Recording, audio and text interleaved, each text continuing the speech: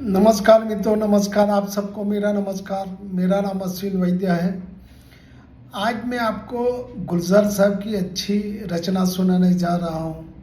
तुम्हारे गम की डली उठाकर जुबा पर रख ली है मैंने। तुम्हारे गम की डली उठाकर जुबा पर रख ली है मैंने। वह कतरा कतरा पिघल रही है, वह कतरा कतरा पिघल रही है। मैं कतरा कतरा ही जी रहा हूँ, मैं कतरा कतरा ही जी रहा हूँ। पिघल पिघल कर गले से उतरेगी, पिघल पिघल कर गले से उतरेगी आखिर बूंद दर्द की, जब मैं सांस की आखिर गिरह को भी खोल दूंगा।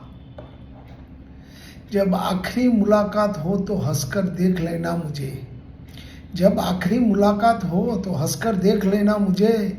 क्या पता अगली बार तुम हमें कफन में देखो और मुस्कुरा भी ना पाओ।